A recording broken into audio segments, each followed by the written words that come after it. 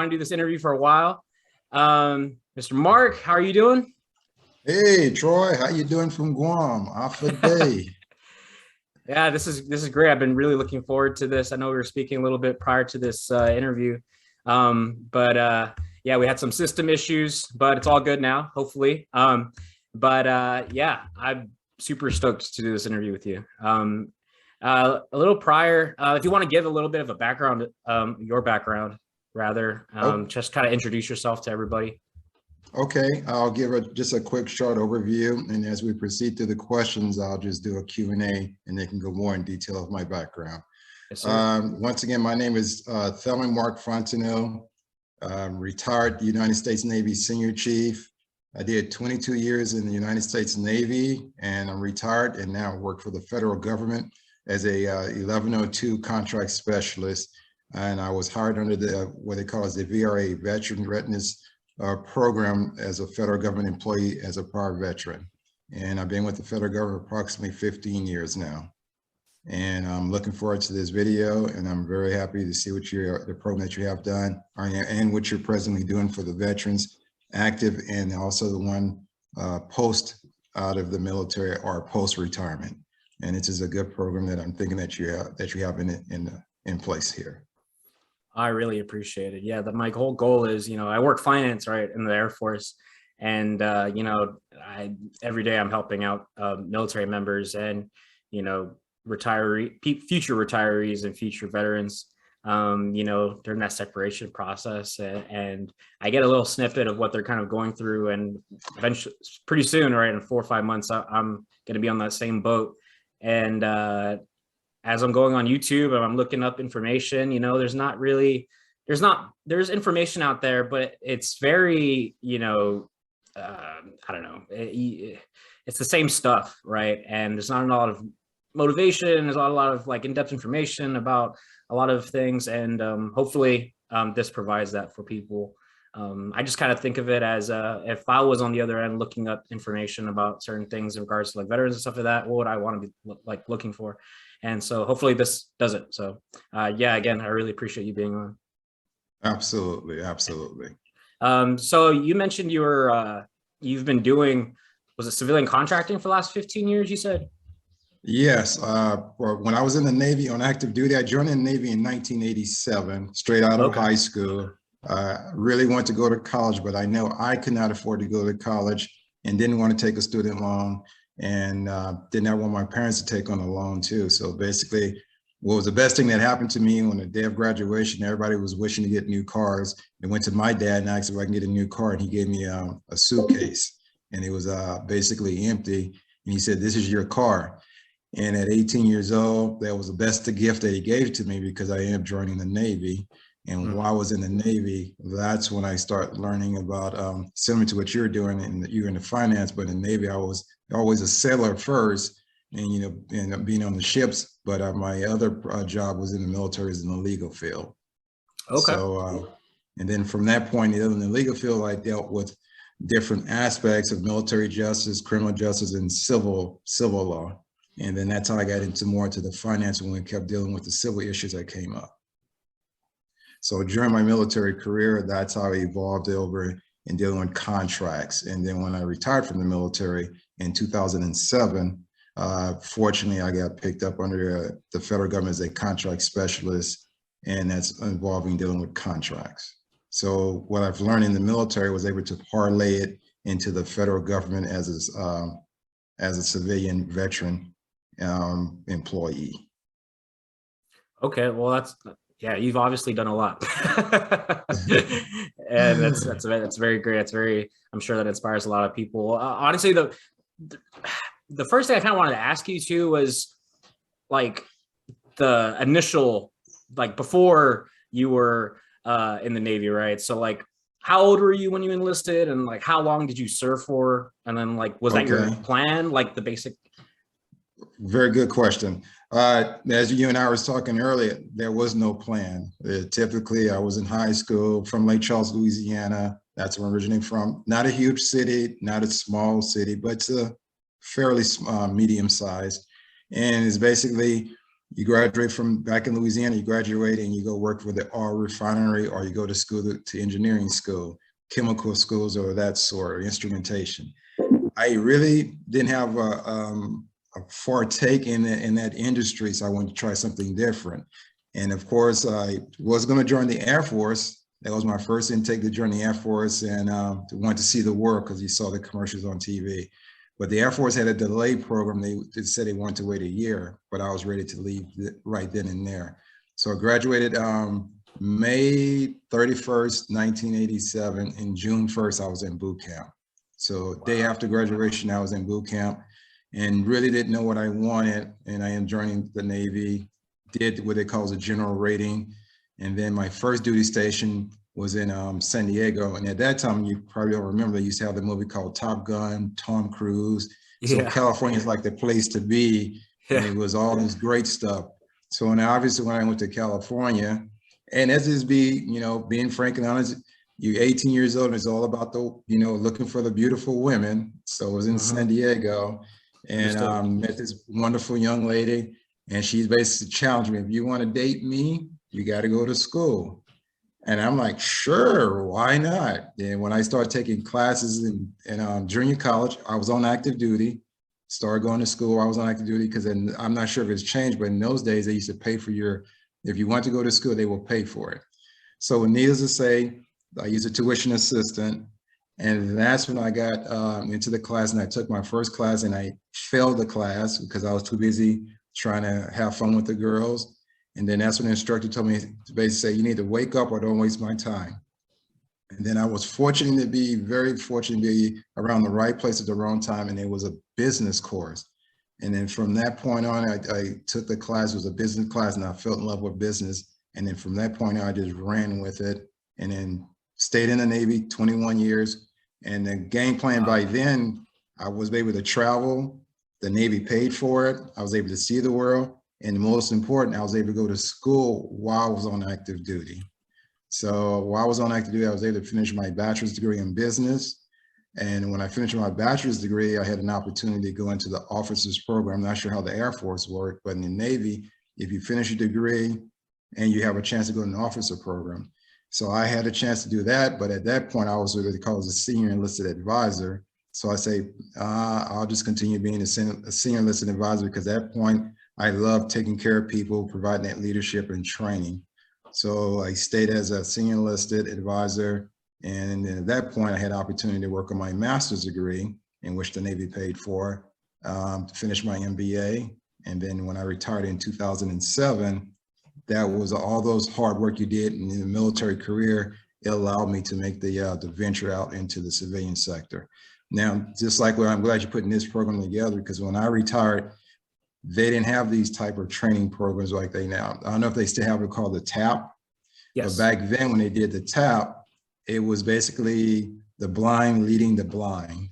And honestly, you had individuals who just got out of the military and they just reading this document, and they say, hey, fill out this resume, and you go to the private world and you get a job. And it was nothing like that. So it was one, for me, it was one, hey, lessons learned, you had to hit the streets and hit it hard, and it's how bad you want it. And that's what I've learned through this transition when I retired from the military to the Navy. I mean, from the Navy to the civilian world.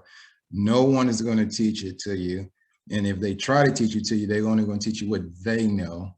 And it's a whole lot of theys out there. So you have to create your own spectrum and your own idea on what you want. And that's what I had to do on my own. And I went from there, which was a blessing that I was able to learn what I did and picked up what I failed and continue to pursue it on. Because I had more failures than winners. Then you do have your win, you can build up upon that. So no, that's great. That's great. Yeah, I remember we had spoke a while ago, a few years ago, actually. I believe I hadn't joined the military at that point yet. And I think I asked you something about what your degree was in. I think I had talked to you about something along those lines. And then and you brought up a point I wanted to ask. Was there anything that you had noticed that may have been that may have been beneficial if you had crossed over and made that leap into the officer side of things, or do you think that perhaps there wasn't any real difference, that you would see at least today, or maybe even the difference at the time, A very good point. Very, very good question. And you had a good point there. When I first came in the Navy, and I'm just going to go with pay grades, when I was E1 to E5, E6, and let's just be frank with you, it was like, hey, you looked at that pay scale. Wow, that officer get a whole lot of more money. And I'm like, that's what I want. And that was my main initiative at the beginning, because I was young and it was, it was chasing I call it the presidents. So as the key word, and when over life, what happened is you mature. And as I start taking business courses in school, and I found myself going to class with civilians who has actually never been in the military, and I start learning from their perspective. And then of course they learn from my perspective. And that's when I've learned on what life was all about. And once again, I was very blessed while I was in the military, going to school at the same time. And I did a majority of this in San Diego. Now for the Navy, you have what they call a seashore and then sea and shore rotation. So you can do your whole Navy career or most of your career in San Diego, going from shore duty to sea duty. So that wasn't my particular case. And so what had happened was the opportunity came up with, in the Navy, is called the LDO program, Limited Duty Officer, which you can apply for the officer program. And at that point in my life, I was at that pay grade, I was an E6. I finished my bachelor's degree when I was an E5 going into an E6. And that's, really, I don't know how it is in today's time, but back then that was basically unheard of, as an E5 finishing their bachelor's degree. And what I found out, I was getting ranked real fast under the enlisted side. And then when I had an opportunity to go into the officers program, I had to really evaluate what I wanted out of life. So what I started thinking at that point, I had 7 years in the Navy. And at that point, I knew I wanted to make the Navy a career. That was the number one thing. I knew I wanted to make the Navy a career. So what I did by me going to school, I learned from a lot of civilians in school. They was always thinking way ahead. And from taking business courses, you got to think the 5-year plan. When you do your pro forma, and you do your income statement and your balance sheet, and you do the return on investment. So I took all those analyticals I learned in school and applied it to the real world. So I said, where do I see myself 10 years from now? At that point, I knew if I'd have been an officer, it had been a different way of thinking. I had to really, go with according to the officer's core values, in which the military have overall core values, but the officer's core has a different concept. But I want to be in an area where I can help individuals who helped me while I was in school. And I want to be in an opportunity where I can be able to give the military 100%, but still have a life on the outside, because I knew sooner or later that the military life was going to end, and I wanted to make sure I was building that bridge. So what I was doing was building that bridge while I was in E5 and E6, and I decided I did not want to go in the officer program and stay as a senior enlisted rank and then become a senior enlisted advisor. By helping other individuals that helped me and building that bridge to know I was going to retire at that 20-year mark and have something to move on to. That's awesome. Yeah. That you deciding to stay as an enlisted as well, to help others, basically. I know just like a lot of enlisted and junior enlisted members, right, how important good leadership is, and you having that experience with other people, and you having that education and all that stuff. You basically had credentials of an officer without actually being an officer, and that leadership background, right? And that's a dangerous combination, right, in a good way when it comes to leadership, because I always tell people the best leaders that I've met and that I've looked up to are the ones that were prior enlisted, or at least officer wise, right? Leaders, the ones that are prior enlisted, because they've been through the trenches, they've been through all the stuff that enlisted have been through. They know how it feels to be treated a certain way, and when you get that experience and time and education and training and experience and all that stuff, that forms a good leader. It really affects the members that they're leading in a very impactful, positive way. So that's awesome that you did that. Yes, and you have a good point. And what really it was a good point for me when I was an admiral, and he told me his name was Admiral Quinn, and he said the best leadership training he ever had to help him to become an admiral, and that's a very top rank. It was a chief. And he said, if it wasn't for the chief, I would have never been where I'm at now, because when he graduated from college, he was a junior officer. He had no idea, and who trained him and got him was a chief. So at that transition in my life during that time, while I was on active duty, that's why I was glad I decided to go into senior enlisted, because as a senior enlisted advisor, you were training junior enlisted, and plus you were training the junior officers, and then you were setting their path in the future. And in the same time, the training that you were getting as an enlisted, and if you go to school, work in a good career field while you're in the military, like you and yourself, you're in the finance field, that background information you have is so valuable in the civilian sector, because you have real life work experience in the military. Then you get your degree, and you working on your degree while you're on active duty, and you go in the civilian sector. You don't realize how valuable that tool is in the civilian sector. Definitely. I tell a lot of people who are about to get out, I mean, or even are thinking about getting out, most certainly the ones that are thinking about getting out, are like, hey, this is not going to be forever. You're probably going to change your mind. There's a 50-50 chance you may change your mind and decide to get out. You do not want to go out blind, and just prepare for that. I mean, if you ideally prepare for that before you get in, so that at least you can have all your ducks in a row, right? The job that you want. I knew when I got in, I wanted to do something definitely that I could utilize when I got out. So when I got in, before I joined, I made sure, you know what, I want to do something. At first, it was more, it was more of a general idea, like I want to do something with computers, right? I didn't know exactly what I wanted to do. Then it was like, oh, okay, I heard admin was a good job, and then after that, I was like, you know what, I want to do finance. And then obviously, career fields in the civilian sector are a lot of aspects are night and day when it comes to comparing the civilian sector with the military, especially when it comes to jobs, right? And so finance in the civilian sector is almost, unless you're doing budget on the military side, finance as the whole scheme of things in the military is almost totally different than the civilian sector. So so that preparation, also knowing, I think you gain a lot of skills.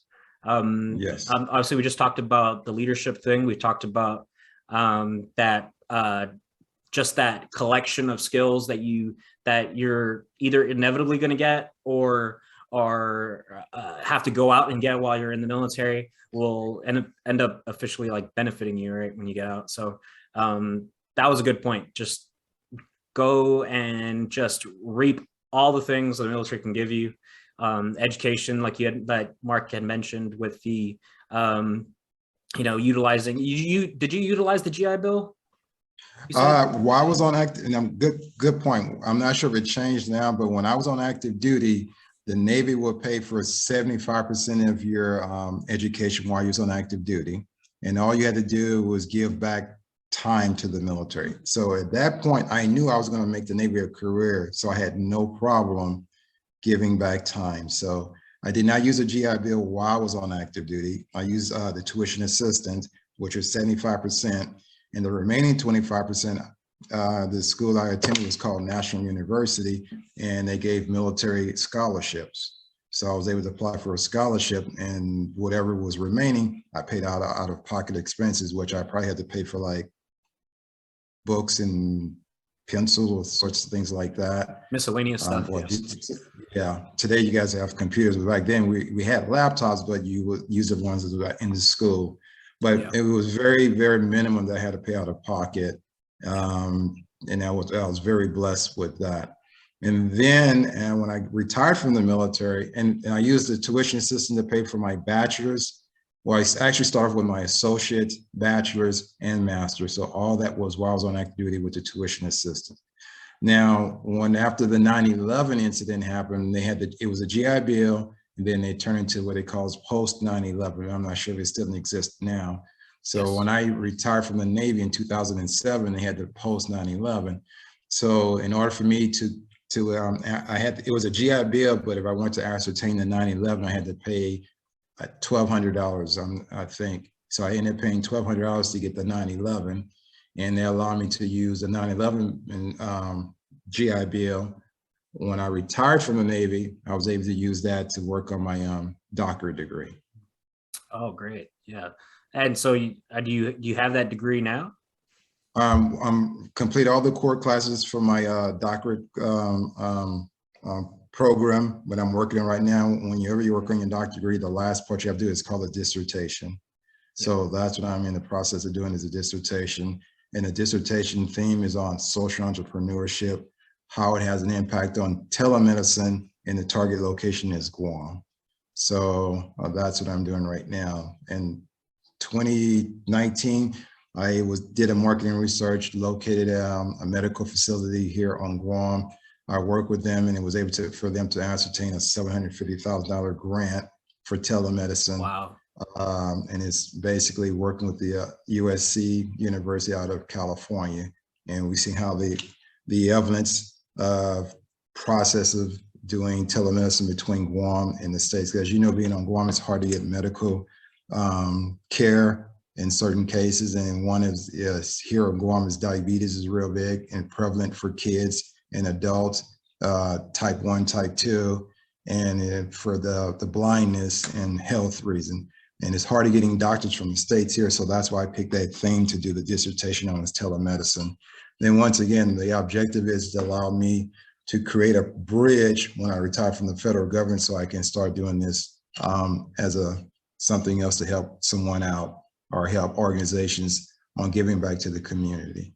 So something I learned over time when I started pursuing the business degree is that find something that was considered, you probably heard the term marketing niche, find that opportunity gap. So that's what I've learned over my time from being on active duty, to look for that niche and look for a long-term niche. And then that's where I'm at right now. Wow. So you're just gonna keep going, huh?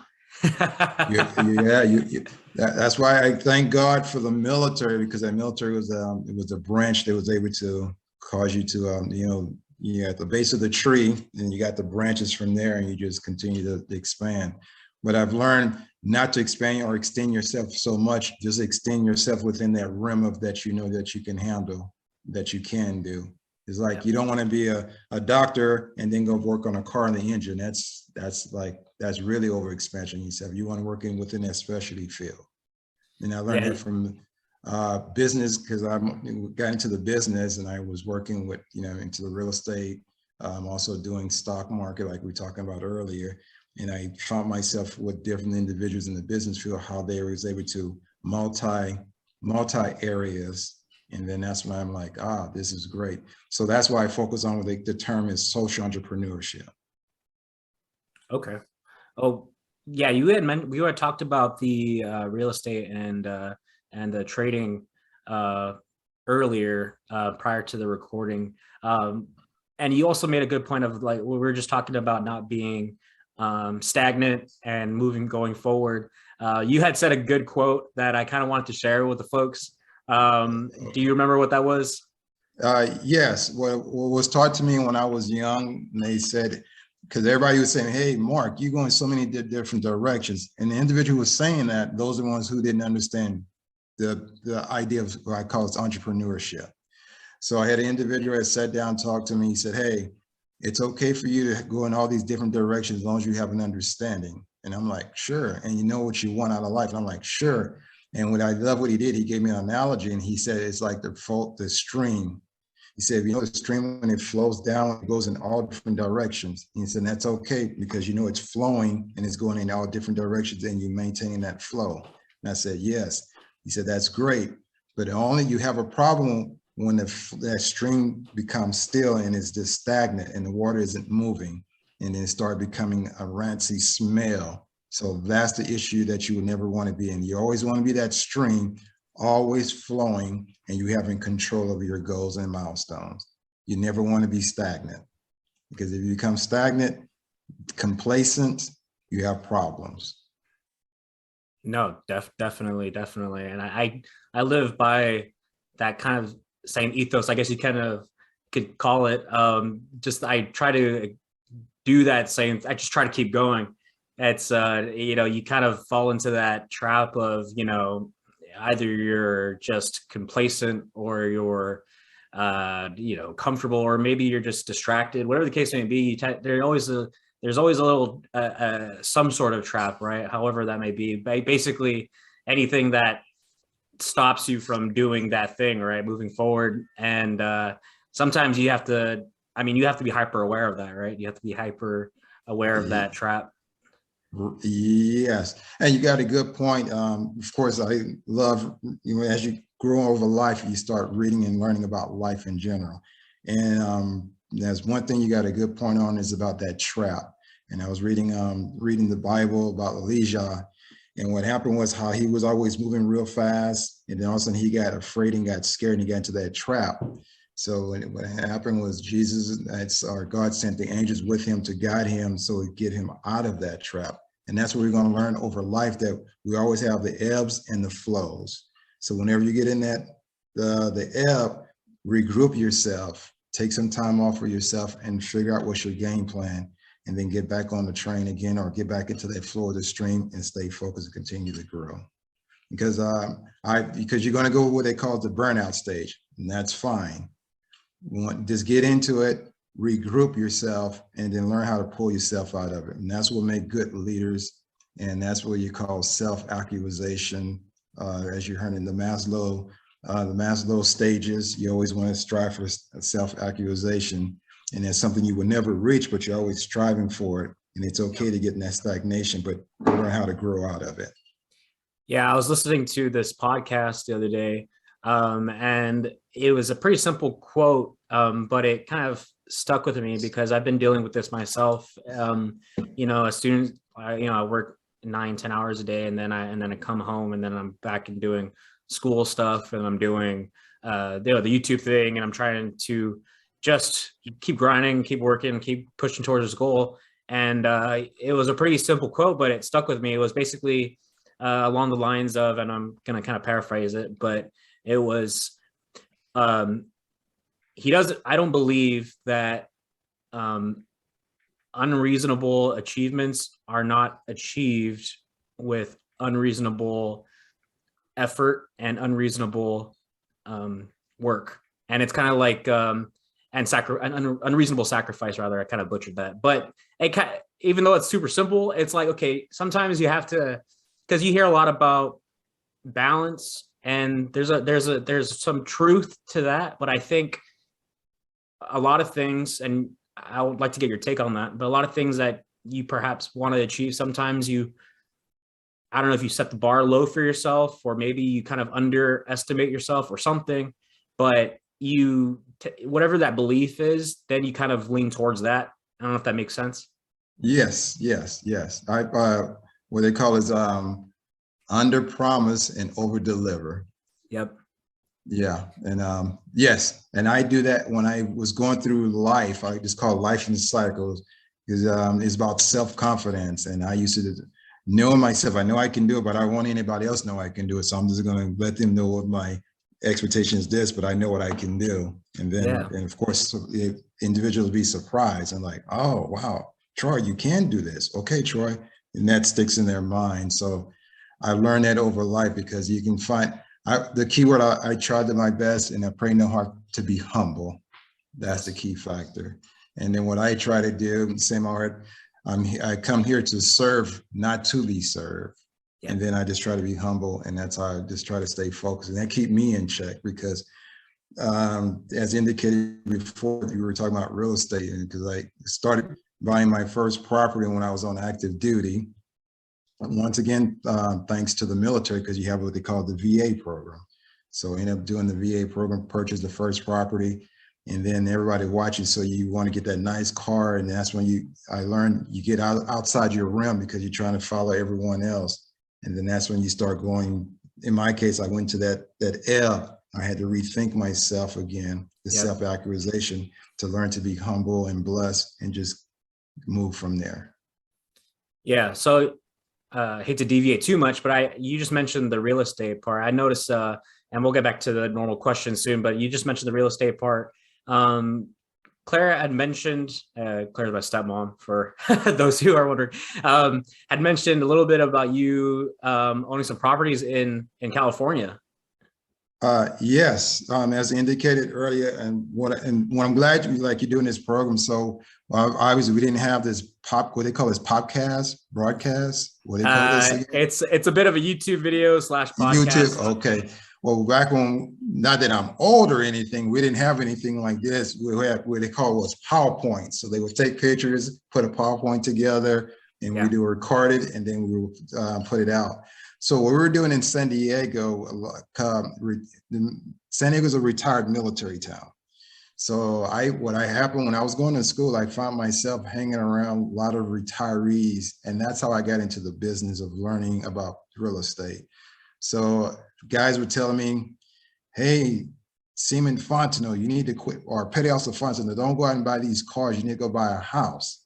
I'm like, dude, I want a car because I want the girls, man. So it was all about the cars and the girls. Yep. And I will never forget, it was a master chief. He was on active duty and he was hanging out with some guys, and his master chief was telling, hey, I got property. He was in San Diego and he said he had properties throughout California. And he brought properties while he was on active duty. Now, he's a master chief. He's an E9, and I was like an E5. So that's he has a lot of time in. And I remember someone told me that buy property. So I went to go talk to the master chief and he told me what he did. And I'm like, really? And I said, yeah. So I happened to be at the right place at the right time. And I always say it was by the grace of the Lord, is I was renting an apartment using, I don't know if they call it BAQ and VHA now, but that's what we have back in San Diego. So I happened to go to a development area and he was building new homes, talk to the owner, and he saw I was in the military. And he said, hey, yeah, we have a special program from the military if you want to buy the townhome. I'm like nervous, scared. And I'm like, sure. So I was 23 years old, 24 years old. And I said, yeah, I'll go for it. So I used my VA, didn't know what it meant. Once again, no one taught me this. Yeah. I had to learn all this on my own. You have to get what they call a VA certificate. And if anybody who's listening to this, if you haven't done this, contact the VA and apply for your VA certificate, because that VA certificate is what you need when you want to go buy investment or real estate, basically. So I ended up going through the learning process to get the VA certificate, ended up buying my first property at 23 years old in San Diego with no money down. You just have to pay closing costs. So and what year was this? 2000, that's a good point. That was 9/11. Really? 9/11. Yeah, 9/11. 2001? Yeah, 2001. I take that back. I was 25 years old. I was 25, 26 years old. It was 1990. That's my age, yeah. Yeah, so it was 2001. What happened was I put my name on the waiting list in calendar year 2000. And I forgot my name was on the waiting list. So they called me right before 9/11 and say, hey, your name is up and are you ready to close? And we can go and pick out the colors and all that. And I was like, oh man, I forgot about it. I said, okay. So we went out, did the colors and everything. The loan company called me and said, hey, everything is good to go. We got your closing docs and you can come on 9/11 and sign the closing docs. This is before the incident happened. So I said, oh, okay, great. At that time, interest rates was at 6%, 8%. So when the 9/11 incident happened, the stock market just took a boom. Everything went down. Even the interest rates dropped. So when that happened, the finance guys didn't know what to do. They called me up and said, whoa, interest rates dropped down 3 points. You can close now or you can wait. And we don't know if it's going to go down more. And I'm like, no, let's close now, because I was looking at how much I was paying. I didn't care about the interest rates. They said it's going to reduce your monthly payments about $200. I'm like, yeah. So because I really didn't know about the interest rate. I wasn't focusing on that. I was looking at how much was my take-home pay. Yeah. So I was very fortunate. I ended up buying a 9/11. It was a 2-bedroom townhome for $150,000 on 9/11. Wow. In San And then Diego? San Diego. And then Wow. 2 years later, that property there, it was worth $225,000. Wow. So what had happened, and then keep in mind, me knowing about financing, because now you have to live in it for 2 out of the 5 years so you don't get hit on tax liability. Yep. So I didn't know all that back then. So I had to learn it by, life experience and talking to the right people. So as being a veteran, I was able to get that piece of property, then had built up equity out of that property because I was living in it. And then when I built up equity, I learned about investments. And then once again, going to school, talking to investors. And once again, that's what the value of the education. So I learned about commercial real estate. So that's how I was able to go from primary home into the real estate as an investor. So I was able to start building from there. So did you end up selling that property? The first property I ended up selling, yes, because I lived in it 2 out of the 5 years, no capital gain. So the other properties I was able to purchase, I still have those properties there, and I did what they call a 1031 exchange. So I still have those properties. Is if you play the game of Monopoly, how you go from the small house to the big house, that's what life was like on the real estate world. So the first property I purchased with the VA, lived in it. Then the key factor is called equity.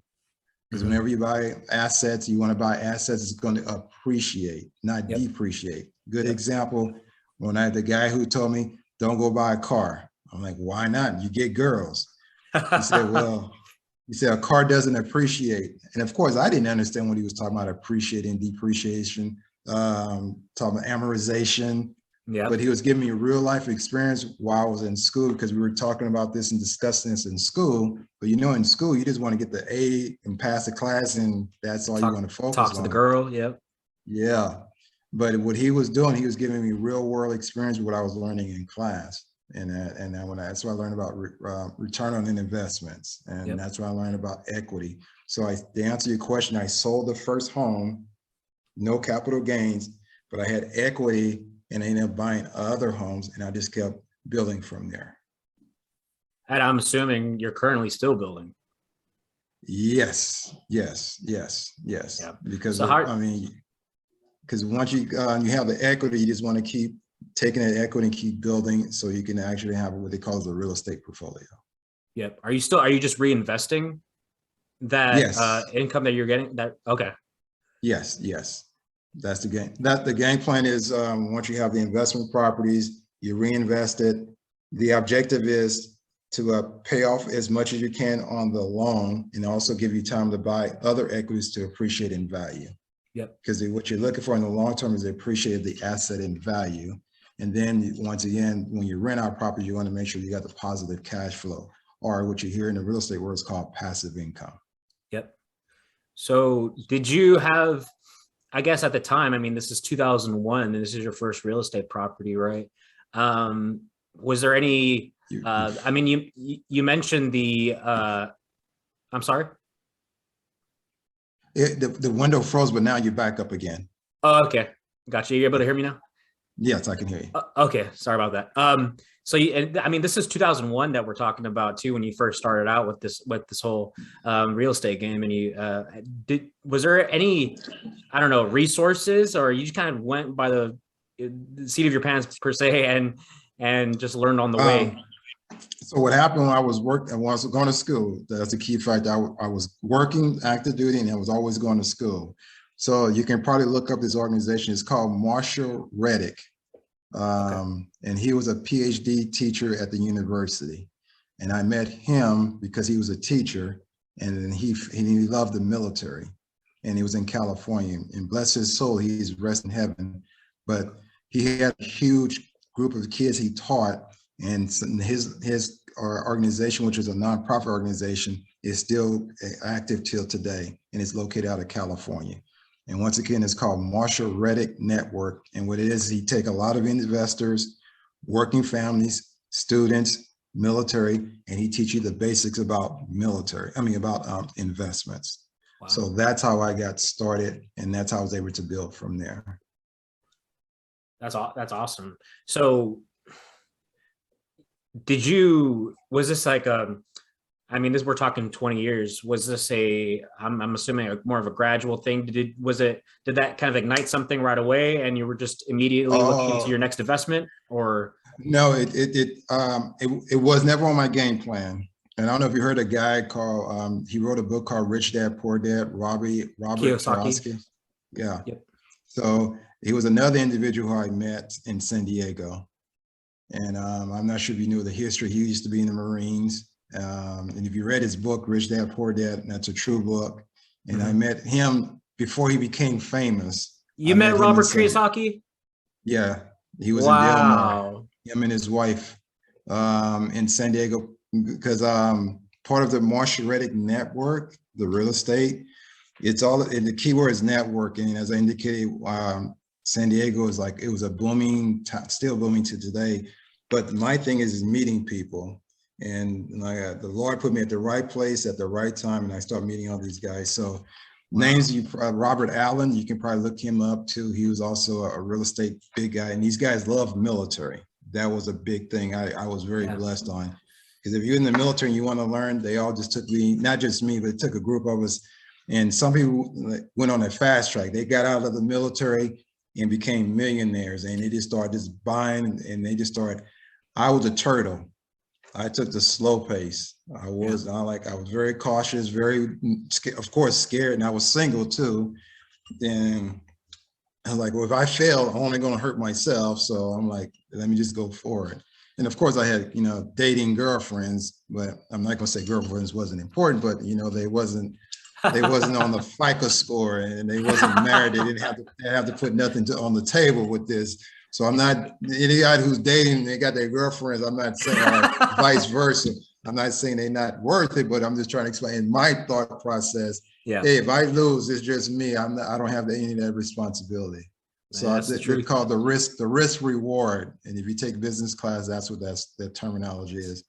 So that's why I just took those small steps from there. And that's how I started building, because you have to remember in 2001, the market crashed. It was 9/11, the market took a dip. It was like, it was terrible. And it was like, wow. And then everybody who I knew, everybody was running with their heads cut off, and all the people I were hanging around, they were jumping for joy because they was buying up deals. And I'm like, what's going on here? And that's how I started learning about the real estate market. And I'm like, wow. So you, after that first property, you said you met Robert Kiyosaki and you said Robert Allen. Obviously Robert Kiyosaki, a lot of people may know him from the Rich Dad, Poor Dad series books. I certainly read that book. Great book, by the way. Yeah. Did you play the game? Did you play the game? No, I did not play the Rich Dad, Poor Dad game, but I heard it's a good game. I heard it's a good training. And he's in Arizona right now. They're in Arizona. So really? Yeah. There's a lot of good advice when it comes to investing in real estate, especially for a lot of beginners who are trying to get into this investing in real estate thing. Definitely Robert Kiyosaki has a great program and stream of books. I know they do conferences and that type of training, live training programs for people. But so the point was, when you eventually said, you know what, I'm going to go for it, I'm going to look for another property or whatever, were you thinking about scaling, or were you thinking about like another, or maybe a bigger property, or were you thinking about vast? Well, at that point, I was working on my master's degree at that time. So you had, you're taking all these classes. So it's called city planning. So in San Diego, they had what they call it at the beginning, how we were talking about, you want to plan for the future. I knew when I came in the Navy and I knew I was going to make a Navy career when I was mentioning to you about the planning. So there's always thinking 10 years ahead. So I was taking this particular course, and it was called community or city planning. So they were talking about it. I'm not sure if anybody been to San Diego, or if you've been there, had like the East Lake area. So when I joined the Navy in 1987, East Lake area was a rural area. It was nothing there. It was basically, we used to go down there and ride our motorcycles and dirt bikes back there. and it was nothing there. So city of San Diego, they had a vision. At that time, it was like a 20-year vision. So they already knew there's going to be building communities there, like D.R. Horton, Shea Homes. And if you're in the stock market, these are big development companies. So I started reaching out to those guys, looking at their planning. And I was doing like projects for school. I was writing business papers, and I was, getting data from them. So I happened to walk into their room, like the game Monopoly, how they have the little greenhouses. Yeah. They had a big table, and they had the big vision of this area. Wow. And they said, this is what this area is going to look like X number of years from now. It was just a vision. Wow. And I'm like, wow. So at that point, to answer your question, I knew I wanted to scale, but I didn't have the equity, and I had the finance to do it, because of course, I didn't have a silver spoon. I had to really start from the bottom and work my way up. Yeah. But I did not use that as an excuse to stop me. Yeah. I just took one step at a time. And then once again, that's why I'm very grateful for the VA, because you can buy your first primary residence that you can live in, no money down. And if you're smart and wise, you build up the equity, take that equity, and then you build from there. And that's how I did it. No, that's great. I mean, there's so many boxes I want to unpack a little bit. I didn't mean to make this a real estate video for everybody, but there's some good points that maybe you'll benefit from. One, I mean, you mentioned a little bit about this is a little inspiring, not letting it stop you, right? That point you made. What are your thoughts of those people that basically, have an excuse for everything, and maybe you can't, everybody has a different situation, but do you believe that everybody has that type of opportunity, or can have something related to that, to where they can my answer is yes. It's all in the mental mindset. Okay. Because you have to have the concept, because Frank, the number one thing is, and what I still do today, I provide a lot of motivation. Credit score. I just go from the small basics. And what happened was, when I got the credit card, went out and I just maxed out credit cards, and I just did I'm gonna pay a little bit at a time, interest rates eat you up, and you wasn't moving from there. You go apply for a loan, house loan, they're gonna look at your credit report. Your FICO score is bad, they're not gonna touch you. That happened to me when I went to go buy this first house right here. As indicated to you earlier, I said I had to put my name on the waiting list. So fortunately, I had no idea about FICO score. But FICO score is your best friend. Yep. And there's TransUnion, Equifax, and what's the other one? There's Experian. Three. Experian. There you go. I was testing to see if you was on top of it. In a little bit. There you go. So your FICO score is your report card. In school you get grades. In the real world, as a business guy told me, Mr. Marshall Reddick and Robert, your FICO score is your report card in the real world. Yeah. So from the ones who say they can't do it, they always say because of my credit. Well, you have to correct that. You have to start putting a budget together, put an income statement balance, pay down your debt. And what I did when I put my name on that list, and I saw how they drew the houses, and they did I had that pamphlet. They give you a pamphlet. And I knew the house wasn't built now, but they was going to build it 2 years from now. And I knew I had to save up money. I had to pay off my credit, get my FICO score. So you got to have a vision, you got to have a mission, and you have to stay forward. Just like in the military, when you go to boot camp, you go to school, you got your plan of the week. They tell you what you have to do. You got to stay on top of it. And that's what I like about the military, because they discipline you. And that's what I had to apply, was that disciplinary, to know how to apply into the real world. Yeah, that's a very important lesson for a lot of people. It's that discipline, it's that work ethic, it's that just confidence. You need a little bit of a confidence, or what some may say is cockiness, or just, while still being humble, you just have to have that compensating confidence, right? Where you could just, hey, perhaps you're not, pissing people off and turning people off, but it's allowing you to, get up off from your butt and go forward, right? That's a very important lesson for people, because I see that a lot. I'm sorry. One more, another thing is surround yourself around positive people. So when you get out of the military, they have what they call the VFWs, veterans of foreign wars. Reach out to those organizations because they have a lot of positive people who are part of that, and they can give you that transition concept on getting out of the military and how you can deal with the military. I mean, in the post-military, in the civilian sector, and you get a lot of individuals who are very positive thinking. Because you will get caught up with the ones who are negative. You can always have negative thinkers, as is part of life. You just have to know when to put that to the side and move on. Yeah, definitely. Perfectly said. So one last thing about real estate I wanted to ask you, and then we'll kind of jump into like the other questions in regards to veterans and stuff like that. When you were, how many properties do you own currently? 4, and then 4. I have land. Yeah, Land. You're right. So what happened, the concept when you're doing real estate, everybody have their different views, because I knew I was working. I had because I had an individual who was the same concept with me, was in the military, they got out. So they went out and started buying like 20 to 30 properties. That's a full-time job there.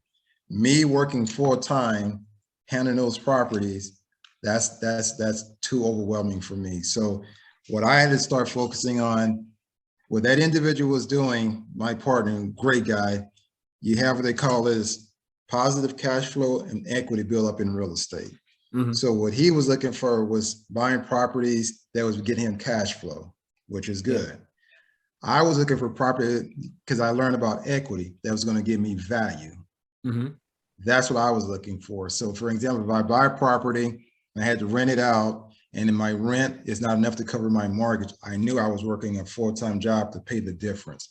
Yeah. But what I was looking for is building up that equity. And when you build up equity, you get more value. Yeah. So instead of me going and buying 20, 40, 50 homes, I was buying less volume that's going to build up equity acceleration. So there's I don't know if you watch a lot of real estate channels. There's this channel that's pretty popular out there. Yeah, dude's name is Grant Cardone. You know what I'm talking about? No, never heard of him. Grant Cardone is what some would call a real estate mogul, based out in somewhere in Florida. I believe it's like Miami or something like that.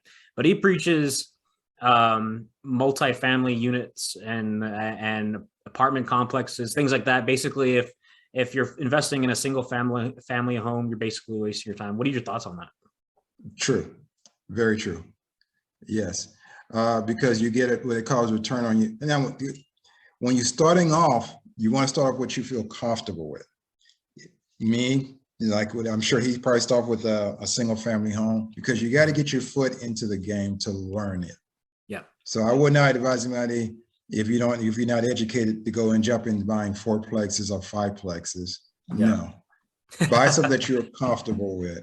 And how I started off with, I bought a home not as an investment. I bought my first home to live in. And when you got that first home, you're living in it, you get a feel for it. And you're like, okay, now I know what ownership feeling. Then you start thinking like an investor, because now you build up equity. Then you can take that equity, and then you can start using that equity to start building up a real estate portfolio. I had individuals never purchase a home to live in it. They just start buying investment properties, which is good. Yeah. But in my case, like I indicated, I was a military active duty. Didn't want to take that risk. I took the slow way. I purchased my first property and then build it from there. So, with the VA, I'm not sure if you're aware of it, you can buy up to a 4plex as a VA using your VA. You can live in one and rent out the other 3. Yeah, I was actually, you probably heard this already, that I was looking for a place in San Diego for when I moved there. And I was actually looking into it, but, and I had talked to some lenders, and there's this, I don't know if you call it like a clause or something, but they basically said, because of the amount of time I have from the end of service, and I'm going on the SkillBridge program, in which I'll do like a video on that later, guys. But the SkillBridge, I'm going to a SkillBridge program, which basically is like a military or as an internship while on military active duty. So, and during this duration of time, I'm not able to make any type of deals, or I'm not able to have guaranteed, I'm not able to talk about employment or guaranteed employment, et cetera. And so in order for them to basically approve me for a loan, I have to have some sort of proof of employment, which was yes, I didn't know that personally. So I was like, okay. Yes. Whenever any type of job, that's when we're going back to the basics on FICO score, your credit report. You need 2 years. Preferably, they ask you for the past 2 months of employment, but preferably, I would, when I work with my clients right now, I tell my clients, hey, get 2 years of employment. Then, because I want to look at their credit score, and I look at their debt to income ratio, the front end ratio and the back end ratio, to help them out right there. Just to follow on, because what happened was over time, now I'm into the real estate. When I came to Guam, as you know, retired now, I am getting my real estate broker's license, and I'm doing real estate as an investor, but also as a broker too. And then now I parlayed it over into becoming a what they call a loan packager. So I actually build homes and provide financing for affordable homes for families. And I'm doing it here on Guam, and then right now I'm getting established in California, and then Louisiana and Texas. Nice. So did you run into what are the, I guess, as a veteran investing in California, have you run into any, is there downfalls, I guess you can say, and when it comes to, I mean, everybody talks about property taxes in California and taxes in general. Dealing with that, I mean, is there any, I don't know if I had read this or something like that, but it said that there was some sort of veterans were able to waive that or something. Is that true? Well, from an investor point of view, the answer is no, because if you're an investor, that doesn't apply. But if you're California, they do love veterans, so they have, when you get to California, and if you stay there, they have what they call CalVet, California veterans. Yep. You want to reach out to them. So they have special programs for them. So if you are a primary resident, the answer is yes, they do have waivers. But if it's an investor, the answer is no. And I'm assuming because your properties are in California, you are paying California taxes. That's correct. For property taxes, yes. Yeah. What is your experience? And I know we're going off a little off tangent off the veterans thing, but what is your experience with being overseas, pretty much halfway across the world, but also owning or managing these properties from Guam?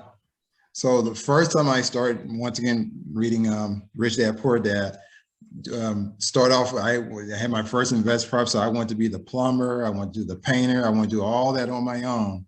Then it got to the point they start calling me 3 o'clock in the morning, hey, my toilet, and then find out they put something in the toilet, or they lock their key, or the key, and I have to get a locksmith. So you get to the point, like at the beginning, it was fun and exciting, and at the point you're like, hey, this is tiresome. So over time, what I did, I ended up getting a property manager. So all the properties I have a property manager that take care of that, in which they charge us a fee. Okay. And would you say that the charges and the fees that are associated with that are reasonable, or do you feel like there's something that could be better? Good point.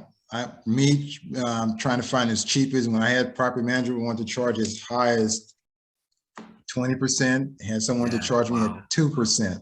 Wow. And I'm like, I'm not paying 20%, I'm going to pay that 2%. And the old saying, you get what you pay for. Oh. So when I went out and tried to go cheap and pay 2%, I might as well just been out there being my own property manager, because all that property manager did was just collect the check, and that was it. And I'm like, wow. So 2% was a low, 20 was a high. So I did a lot of marketing research, and I was able to find someone who was in the middle between 10 to 12%, and stuck with that property manager. and loving it. And property manager is the best thing that as an investor that you can do, because they give you more time to focus on building the business. No, that's great. The obviously, if you can afford property in California, it's definitely worth the investment, right? But what are your thoughts on the current market right now? As far, I mean, I saw a chart of continental US, of basically the West Coast being a renter's market, and then the East Coast being, or I'm sorry, a homeowner's market, right? And then like Midwest and basically central United States being kind of like a combination of both. What are your thoughts on the current state of that and where it's going? Well, good point. I looked at it from when I first got in the market in 2001. Then you had the market crash in 2008. So what I'm learning that the market is called the year Shemitah. It goes on a 7-year cycle. And then right now we're in a 7-year cycle. It started in 2022.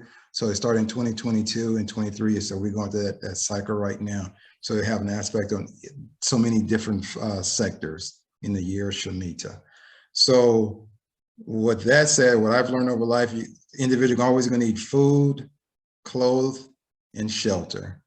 So you're going to always have buyers, you're going to always have renters. So it's going to always be a need no matter how you look at it. It's just that you have to look at your finances and see what your return and risk reward is. That's what advice I'll give anyone, because the market is going to always have buyer's market. There's always going to be a seller's market, always going to be a renter's market, all at the same time. Yeah. You just got to find that little niche in each particular city, that little market area there that you feel comfortable with, that you know that you can afford to buy it as a primary resident or buy as a renter. So you just have to go and look for it and search for it. Yeah, there was a video I was watching of this real estate guy that was talking about how poor people sell things, rich people don't. It was very when it comes to real estate, and that was a very interesting thing, because you hear a lot of conflicting information when it comes to that type of thing, right? Like no one to get out of the market, no one to get in, and that comes with like trading, and it comes also with real estate as well. Do you think there's some truth to that? Good point. Yeah, as you know, we were talking earlier, I'm day trading, and day trading, which I call, once again, then you got long-term trading, and then you got the real estate market, day and night from each other. You can't compare them. And this is from my life experience. There's no way you can compare them. They're totally different, because on average, poor person is not going to invest in the day-to-day stock market. Mm-hmm.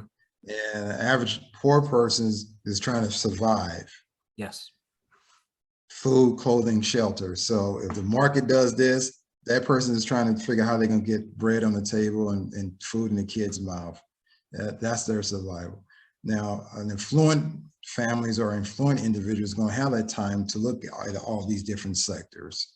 Mm-hmm. So what that point is that the market is always moving. You can't just say, hey, it's going to be this way. It can turn on you in a dime. So what I've learned over experience, I have to look at it from the macro, and then I just narrow it down to the micro, and then I focus on that particular industry. Real estate, for example, you got the whole continental United States, and I'm part of the network, so I can look and get an idea what I call agents or brokers, get an idea what the rental market is in that area.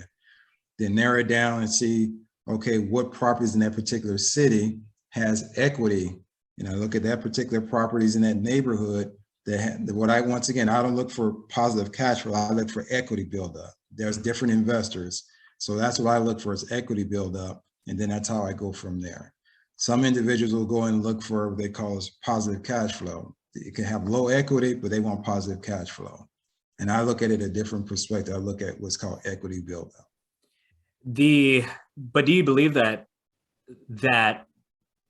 increase in equity over time will then equate to that positive cash flow? No? Yes. Yes. So really, in reality, that positive cash flow over the positive equity is really just a short, like you mentioned, short and long-term investment, right? If you want that short-term investment, that positive cash flow is what you're looking for, and that for that equity, that's that long-term investment that you're looking for. Yes, in my case, I like the equity acceleration. I look for an area that I know that the equity is going to build up within 2 to 3, 5 years. That's what I look for. I mean, anything is because you can have some areas in other terms, equity say appreciation. You got to look for areas you know there's going to be appreciation rate, and that's what I look for, because I know that areas like San Diego, appreciation rate in San Diego or the East Coast, I mean the West Coast, or some sort on the East Coast too, they appreciate much faster. In the South, the appreciation is not that fast, but now you're seeing a lot of people, you know, I call it expats. They're leaving from the North, they're going down South. So when you see a lot of that's going on, you're going to start seeing their supply and demand. That's all it is. You're going to start seeing appreciation in homes. So what I look for is new developments. I look for areas that nobody is visualizing. And then that's why I said that area is going to, because I look at raw land. Raw land has no value until you put a structure on it. Then you get a valuation. So that's how I look at it. I mean, a perfect place to look at is right here in Augusta, Georgia. I mean, geez, the real estate market. I mean, just to give you an idea, 3 years ago when I moved here, I wasn't even thinking about purchasing a home, right? But I had some friends, and I noticed a lot of these new developments. And I had a buddy that was paying, his mortgage was like $850 a month for I want to say a 15 to a 2,000 square feet home, 2-story in a military neighborhood, like where pretty much everybody is moving to even now. I mean, now you talk to these same people for very similar houses, or even the same houses, maybe they just sold that house at the time, are paying like, you know, close to 1,200-1,300 in less than 3 years. It's very, very strange. And I mean, who could have, I mean, you probably could have saw it. I mean, if you have the eye for it, back then. But I mean, at the time, I mean, I was certainly not even, I didn't have a clue, you know? Yes. So that same concept which you're observing now is the same thing I saw back in 2001, 2000, before the 9/11. Same concept, nothing changed. It's time is the only difference, is the time. Yeah. Did you find any, do you find any benefit as being a veteran in terms of finding, you know, tenants for these properties, or? Well, not really, because I mean, you got the good and the bad with the veterans. If you rent out to veterans, you know they're going to be there for 3 years and they're going to move on. So you're going to have a high turnover. Yeah. You can find a civilian, know they want to stay there. They can stay there for ever and ever, 10 years, 5 years. So it's either, it depends on what you're looking for. But in my case, as an investor, it doesn't matter. I mean, of course, you can't discriminate against anyone. This is whoever going to bring the money to the table. Yeah. Do you find that currently, right now, that it's difficult to find tenants, especially for single family homes, or is it, or do you find that it's not an issue because there's people who are making enough money to actually do that in California? No problem at all. Really? Yeah, no problem at all.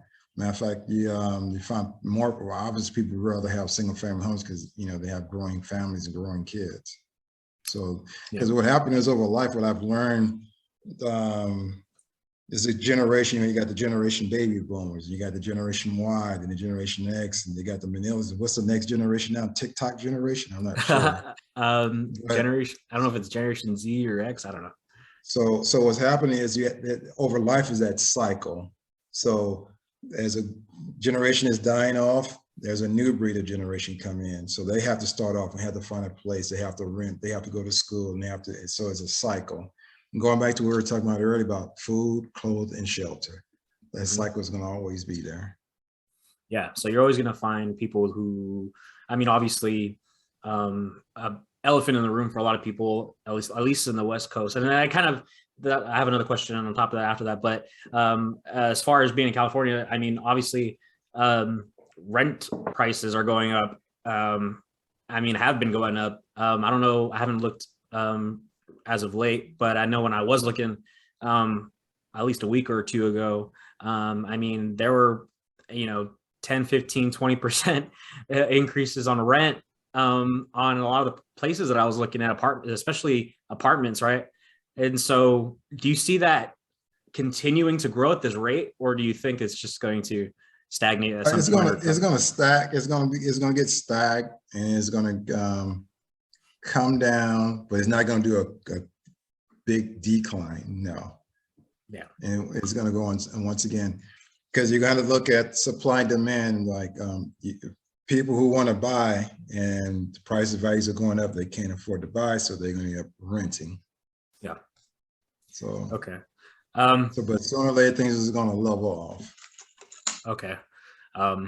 Yeah, that was actually one of my thoughts, just looking at properties over there, because I was interested in buying a house over there, and then I ran into that issue about the employment issue, which I knew about I knew about most loans, like you need to show proof of employment, but I didn't know that also applied to the VA loan, because you get this whole perception of VA loans a little different.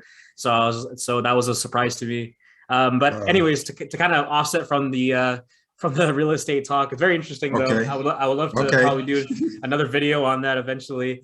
But to kind of move forward about you, the next question I had was basically, after you retired, or prior to your retirement, and this can apply to a lot of people who are even separating, I assume.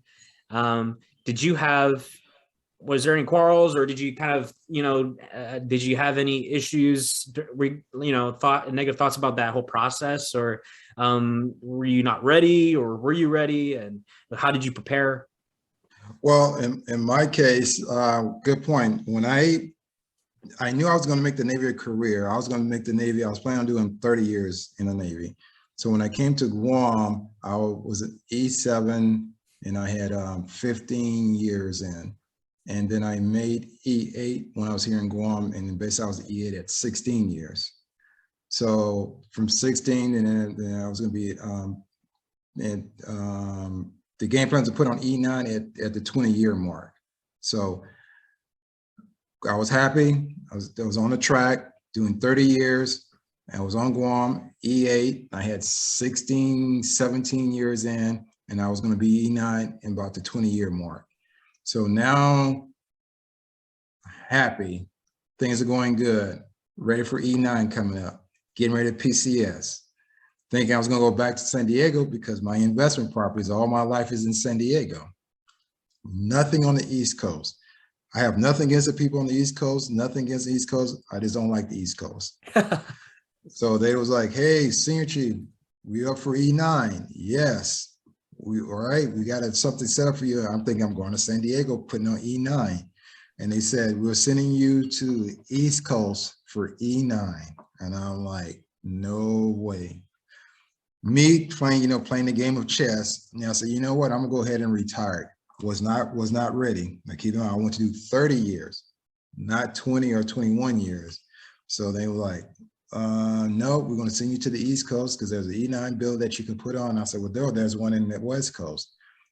Make the long story short, I ended up retiring, and I was not ready. They didn't have the TAP program they had. Unfortunately, they didn't have a very good, strong TAP program here on Guam. The Veteran Affairs came, they tell you about the VA stuff, and they send you to how to write a resume, and they tell you wear a suit and a tie, and that was it. Wow.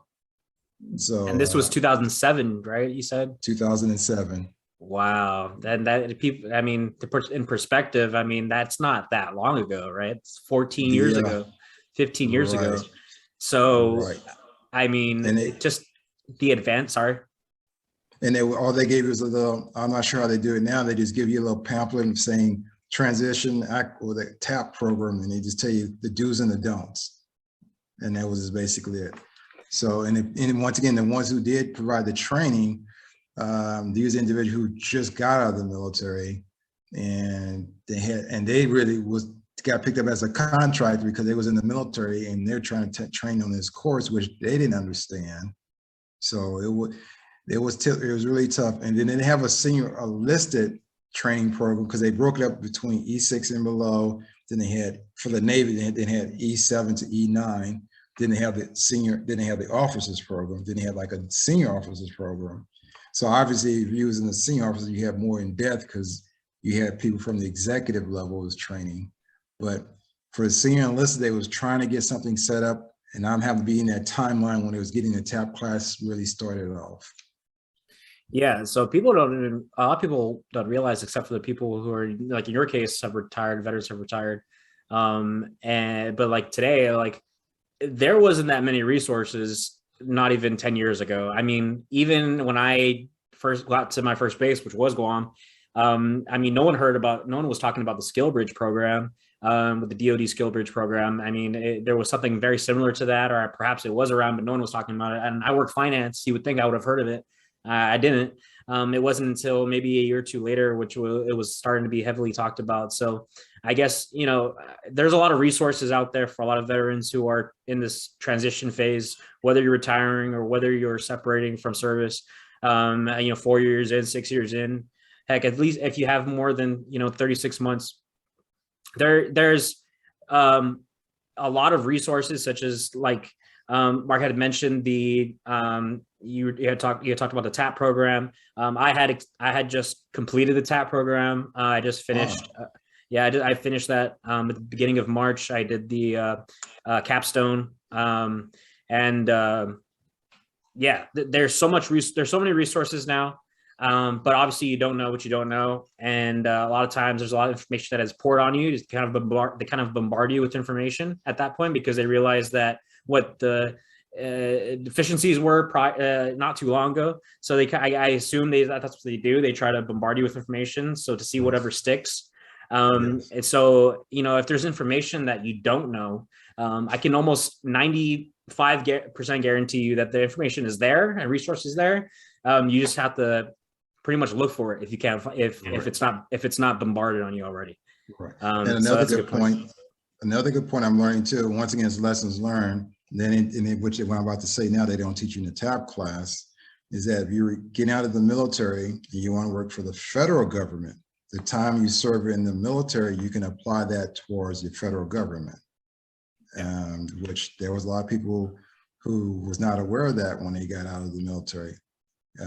Meaning the ones who did less than 20 years. So if you want to work for the federal government, you did 8 years in the private sector, and you want to work for the federal government, that 8 years that you have would apply to your time in the federal government.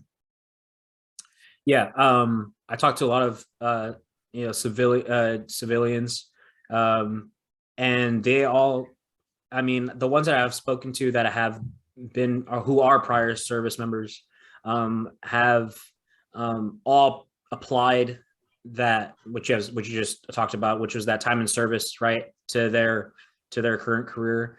And yeah, that's a massive time saver.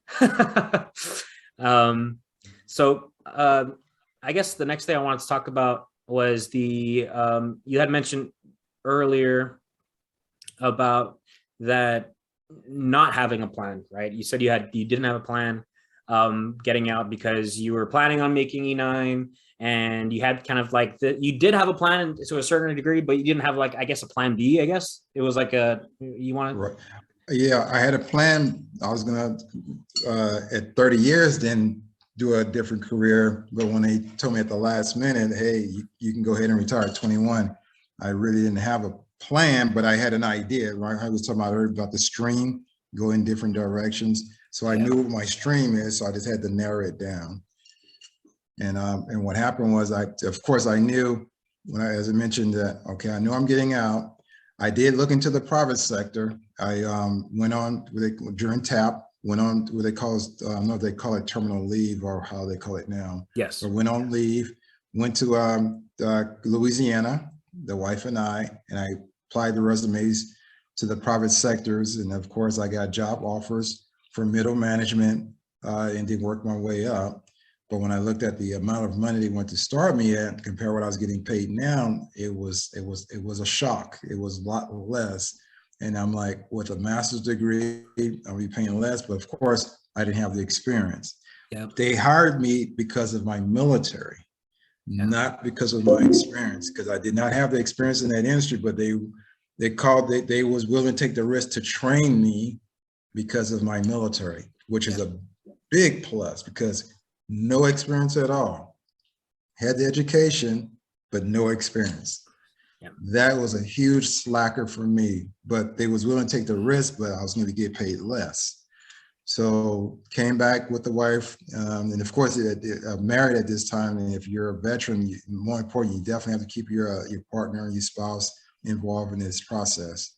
And then you start looking at all the other avenues and then start applying. And that's when I learned about the federal government. And I didn't really knew about that. I had to learn it on my own, start USA jobs and start reading in the websites and start applying through that. And I got picked up for the FBI, and it was going to be in San Diego, which I was very excited about. And then when I got picked up, they said, hey, you got accepted. And then you do a lot of, basically it's deployments. When you work for the FBI, you go on a lot of deployments. And the wife and I sat down and she said, no, she didn't want to deal with the deployments because you'd be going away for like 6 or 7 months. So that was a learning curve for me, and fortunately I picked up with NAVFAC. Okay, you had, I believe you had mentioned not too long ago, about the not, you said you wanted to, you found out last minute that you were pretty much not staying in, and you were getting out, and then you went to go to this job, and then they hired you not based on your credentials, but based because you were on the military, I guess, or your experience rather. They hired you because you're in the military, and then that's an issue that even I am seeing, looking at different jobs, right? I mean, I already secured a position at this finance firm, but right now, but I also, I want to keep my options open and just look at different options. And a lot of if you just go to like any, name it, right, the Glassdoor, all these websites for hiring, a lot of them don't say looking for veterans or veteran preference or something like that, right? A lot of them say requirements. First thing that pops up, bachelor's degree, and then or equivalent, and then the next one will say, or experience equivalent rather, and then after that it'll say even more experience required, right? 4 to 6 years. And so I'm like, man, I mean, okay, I have experience in finance, but this is not the kind of finance we're looking for. I have, I'm almost done with my degree, but I don't have the experience. So it's like, okay. So that's a real issue. So that whole, getting back to like the whole beginning of this video, that preparation, right? Utilizing the benefits that the military provides, like you said, the tuition assistance, right? They still provide that. I know every branch has a different process when it comes to, utilizing TA or tuition assistance. I know in the Air Force right now, per what's authorized, I believe it's about 4,500 for TA per fiscal year. Personally, I go to school as well. I go to school while on active duty. But there's all these resources that you can use, and I totally suggest, using them. Build that resume as you're in to make yourself look more enticing, and that's pretty much what you did.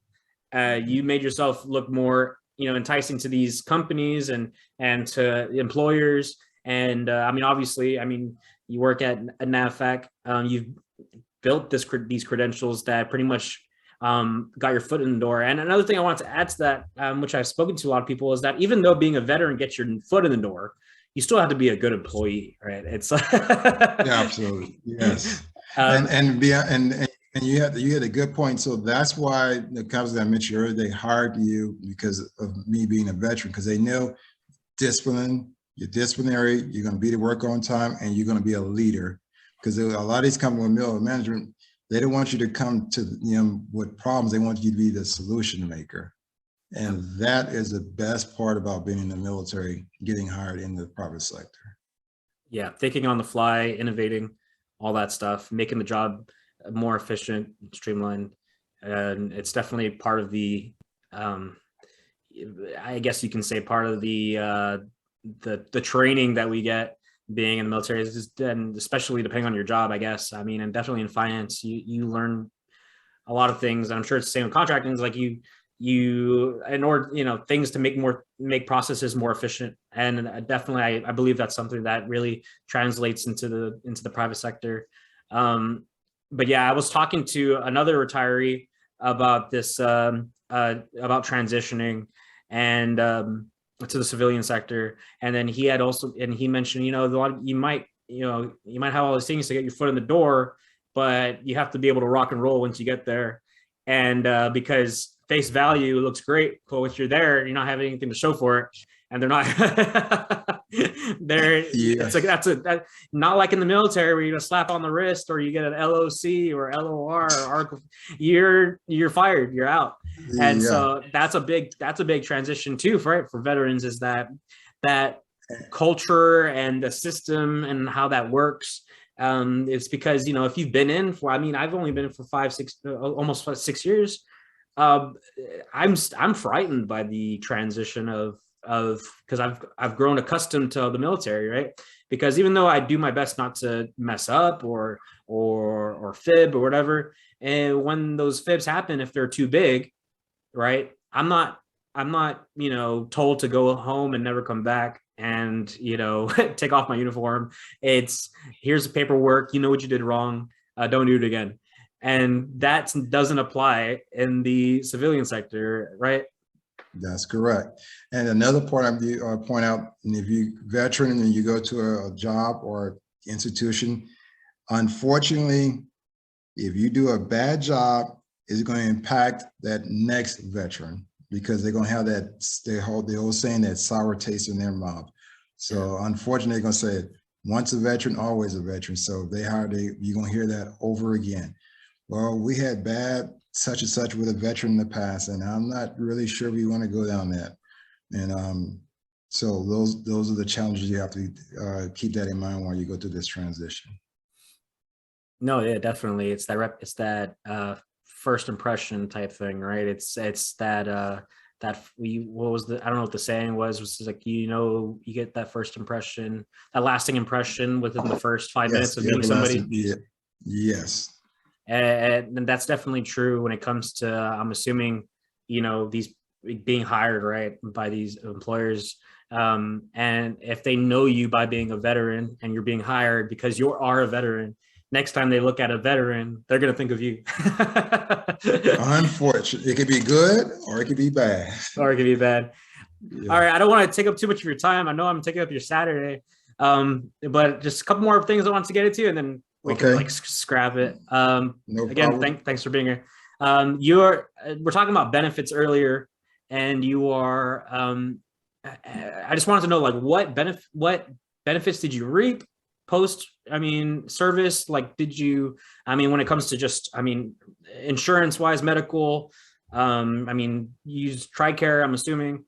What benefits were you able to reap, from after retirement? Well, working for the federal government, once you retire, you get your medical benefits. You don't get dental, and your family also get the medical benefits. And now how they have it set up, if you're in the States, they have it, I guess they're privatizing it. You can go and find a private doctor within this area that you can work with. And it's called TRICARE or TriWest.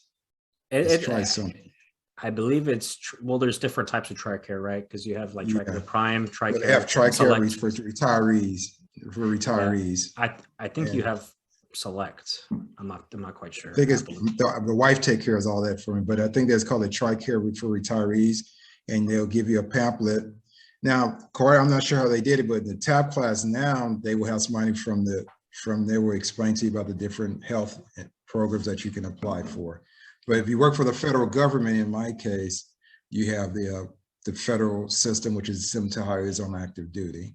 And what I did, knowing I already have medicals already covered, so I didn't apply for it. The only thing I applied for was the dental, because the military doesn't cover. You can be a retiree, you can get a dental, but you have to go on a waiting list. So okay. And I'm assuming you. I'm sorry. And the other thing, if you're a retiree, it used to be 100% medical, but now they started charging a fee for you to be able to maintain your retirees for medical. To And the fee, maintain. yeah, because what happened is when I retired, prior to retirement, it wasn't contractors who was managing it. It was just dealing with the military. Now they contract it out. So they're charging a fee. It's like $20 a year or $40 a year for them to have these contractors to maintain the health administration. And I believe there's a fee per visit, right? Yes. How it works, if you have to do so many visits, and then once you hit that cap, there's no fee for that. But yeah, there is a something like that. It's a very small fee though. It's like less than $30, something like that. Well, as a retiree and compare how it's in the civilian sector, it's still a good health plan. Yeah, no, totally, definitely. Were there anything else that I don't know, that you probably utilized after your retirement? Did you, I don't know, I mean, you said you finished your degree and you're working on your PhD. Are you using your post 9/11 towards your PhD, or not PhD, but yeah? My doctorate degree, yes, I'm using the 9/11. I'm not sure. They think, because if I wanted to pass it on to my wife, but I didn't retire it at that cutoff time. So they say, if you don't use it, you're going to lose it. And I really didn't want to go back to school again. And they said, well, you can go for your doctorate degree. And I'm like, no, I'm burnt out. And they said, well, they start this new program. I'm like, what's this new program? They give you housing allowance. I'm like, wait a minute. You pay for me to go to school and you give me housing allowance? That had never happened before. They said, yeah. And I'm like, bet. So start going to school and then enjoying school and was getting the housing allowance.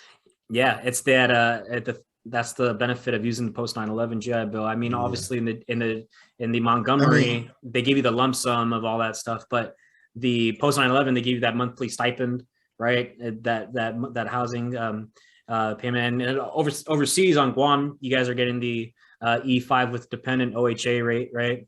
Yes. So it's about 2450, or about 2400, 2450, right? Yes. So I mean, yeah, perfect. That's a great point. Is that, I mean, look, you've been retired since 2007, but you're back in school to achieve your doctorate.